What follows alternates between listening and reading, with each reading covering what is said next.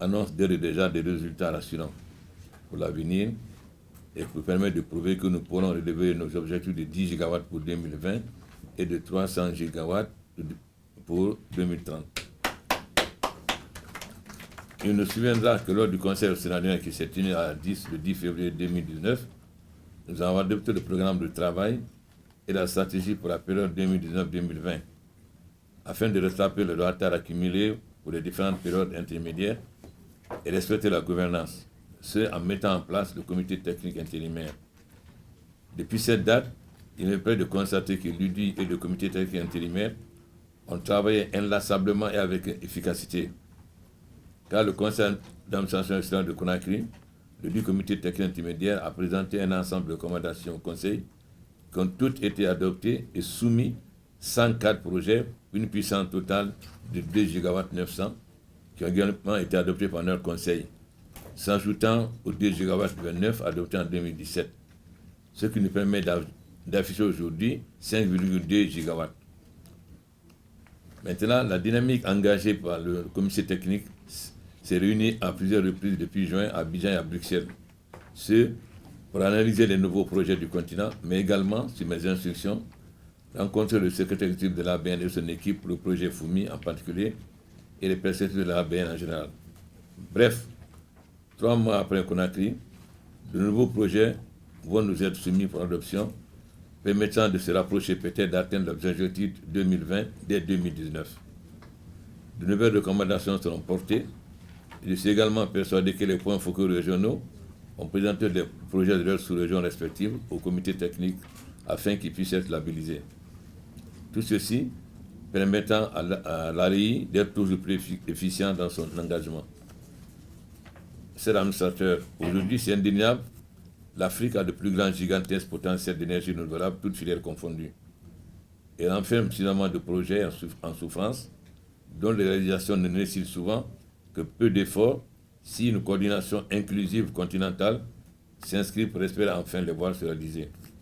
C'est le rôle de l'ARI de veiller à cela et voir la réalisation du développement des énergies renouvelables sur notre continent avec l'accompagnement de nos pays et des partenaires multi- et bilatéraux, dans les règles et méthodes, ce par une coordination permanente entre toutes les parties.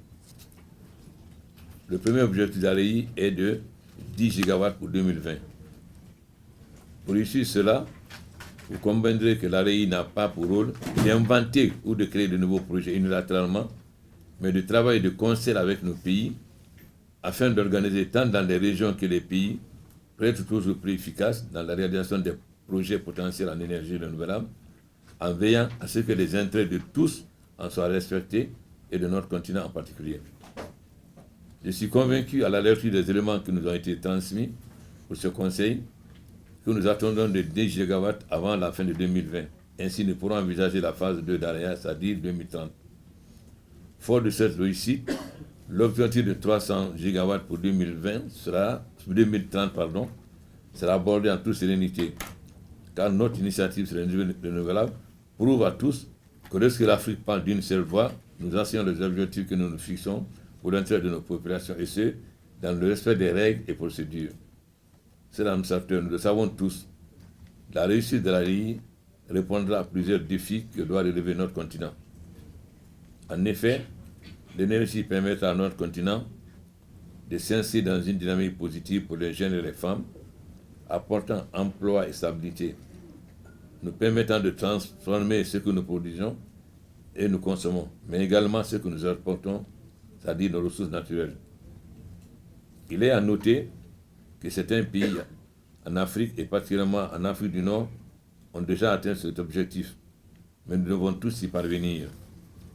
Comme je le dis régulièrement, nous devons faire de notre retard en matière d'énergie une force pour l'avenir, tant pour notre continent que pour notre planète, en adoptant toujours plus pour les énergies renouvelables, dont l'Afrique regorge massivement. Cela permettra de contribuer positivement à la réduction des gaz à effet de serre et au réchauffement climatique, protégeant ainsi notre planète pour nos descendants.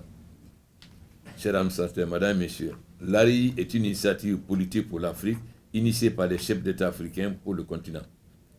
Il me plaît donc de souligner la présence de mes frères qui seront là bientôt et de de vice-premier ministre de la Namibie et des autres représentants, ainsi que la BAD, l'Union africaine et la France, en fait l'Union européenne, qui n'a jamais failli à l'engagement pris à la COP21, tant par le commissaire Mimica que pour le directeur général de la DEVCO, Stéphane Manservici. Pour l'un comme pour l'autre, ce sera le dernier conseil d'administration de la RI. Permettez-moi en votre nom à tous de leur souhaiter bon vent dans leur nouvelle vie. Chers membres du Conseil, je ne saurais terminer mon propos sans vous rappeler que nous devons commencer au plus vite à travailler sur les levées de fonds pour l'atteinte de 300 gigawatts pour 2030, qui, je vous le rappelle, nécessitera plus de 50 milliards de dollars par an d'investissement, ce qui implique que le secteur privé doit jouer un rôle essentiel pour l'avenir dans ce secteur des énergies renouvelables en Afrique, comme c'est le cas pour les télécommunications. L'Afrique est un modèle de réussite dans le domaine des télécoms. Nous devrons faire la même chose en matière d'énergie renouvelable.